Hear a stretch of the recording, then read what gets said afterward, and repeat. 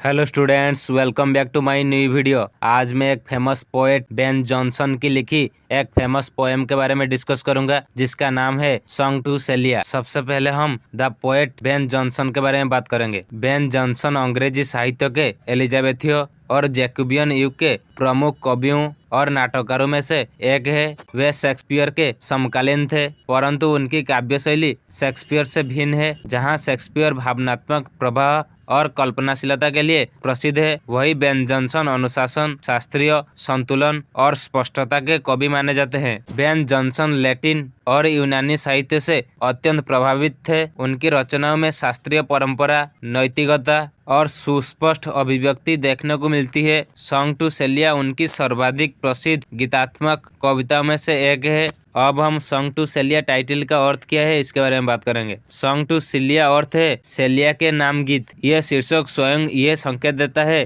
कि कविता एक गीतात्मक शैली में रची गई है और सीधे सीधे कवि की प्रेमिका सेलिया को संबोधित है। यह निजी प्रेम भावना की कोमल और मधुर अभिव्यक्ति है। अब हम इस पोएम की इंट्रोडक्शन के बारे में बात करेंगे। सॉन्ग टू सेलिया एक प्रेम गीत है जिसमें कवि अपनी प्रेयसी सेलिया के प्रति अपने शुद्ध आध्यात्मिक और आदर्श प्रेम को व्यक्त करता है। यह कविता पहली बार बेन जॉनसन के नाटक भलपन में सम्मिलित हुई थी। इस कविता की विशेषता यह है कि इसमें प्रेम को शारीरिक नहीं बल्कि आत्मिक और भावनात्मक स्तर पर प्रस्तुत किया गया है। कवि प्रेमिका से शराब या भौतिक सुख नहीं बल्कि उसकी दृष्टि और चुंबन को ही जीवन का अमृत मानता है। अब हम इस पोएम की बैकग्राउंड के बारे में बात करेंगे। यह कविता शास्त्रीय प्रेम परंपरा से प्रभावित है। बेन जॉनसन ने इसमें ग्रीक और रोमन मिथकों का उल्लेख किया है जिससे कविता को गरिमा और ऊंचाई मिलती है। कवि उस युग के प्रेम साहित्य से अलग हटकर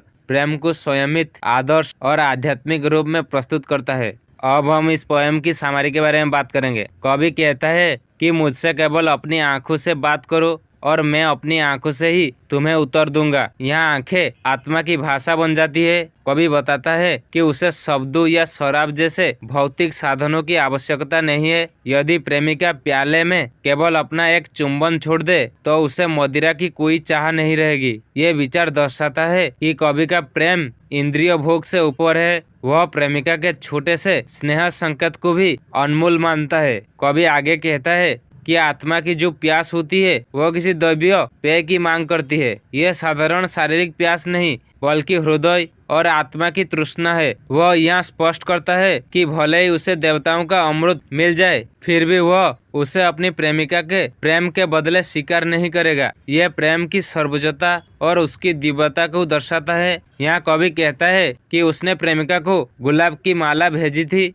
परंतु वह प्रेमिका के पास रहते हुए भी नहीं मुरझाई बल्कि ऐसा प्रतीत हुआ जैसे वह प्रेमिका की सुगंध और पवित्रता को अपने भीतर समेटकर वापस लौटी हो। ये प्रतीकात्मक रूप से बताता है कि सेलिया का प्रेम और सौंदर्य अमर है। उसका स्पर्श और सानिध्य साधारण वस्तु को भी पवित्र और जीवंत बना देता है। अब हम इस पोएम को टेक्स्ट के साथ एक्सप्लेन करेंगे। Drink to me only with thine eyes and I will pledge with mine or leave a kiss but in the cup and I will not look for wine. कवि कहता है तुम केवल अपनी आंखों से मुझे प्रेम का जाम पिलाओ और मैं भी अपनी आंखों से ही उसका उत्तर दूंगा, या फिर प्याले में शराब के स्थान पर केवल एक चुंबन छोड़ दो तो फिर मुझे शराब की कोई इच्छा नहीं रहेगी। कवि कहना चाहता है कि उसे शराब या भौतिक पेय की आवश्यकता नहीं है। प्रिय की आंखों का प्रेम भरा संकेत और उसका चुंबन ही उसके लिए सबसे श्रेष्ठ और पर्याप्त है। प्रिय का प्रेम हर सांसारिक सुख से अधिक मूल्यवान है।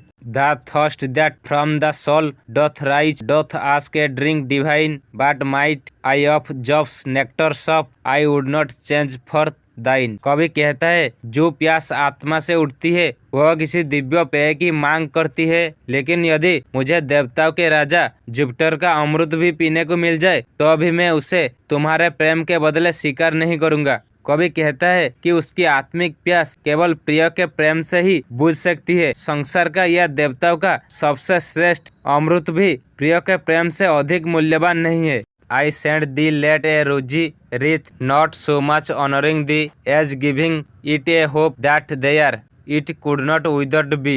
कवि कहता है मैंने हाल ही में तुम्हें गुलाबों की एक माला भेजी थी, ये तुम्हारे सम्मान के लिए उतनी नहीं थी जितनी इस आशा से कि तुम्हारे पास रहने से वह कभी मुरझा जाएगी नहीं। कभी मानता है कि प्रिय की उपस्थिति इतनी पवित्र और प्रेमपूर्ण है कि उसके पास पहुंचकर साधारण फूल भी अमर हो सकते हैं और कभी मुरझाते नहीं। But though thereon didst only breathe and sentest it back to me, since when it grows and smells, I swear not of itself but thee। कभी कहता है लेकिन तुमने उस माला पर केवल अपनी सांस डाली और उससे मुझे वापस भेज दिया। तब से वह माला अब भी हरी भरी है और सुगंध देती है, और मैं कसम खाकर कहता हूँ कि उसकी खुशबू उसकी अपनी नहीं बल्कि तुम्हारी है।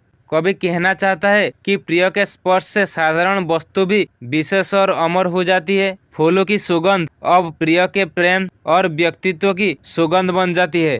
अब हम इस पोएम की निष्कर्ष क्या है इसके बारे में बात करेंगे। Song to Celia Ben Jonson की अमर कृति है। यह कविता सिखाती है कि सच्चा प्रेम भौतिक सुखों से ऊपर होता है। प्रेमिका की एक दृष्टि, एक चुंबन या उसका सानिध्य किसी भी दैवी अमृत से अधिक मूल्यवान हो सकता है। इस प्रकार ये कविता प्रेम की शुद्धता, गरिमा और अमरता का सुंदर काव्यात्मक चित्रण प्रस्तुत करती है।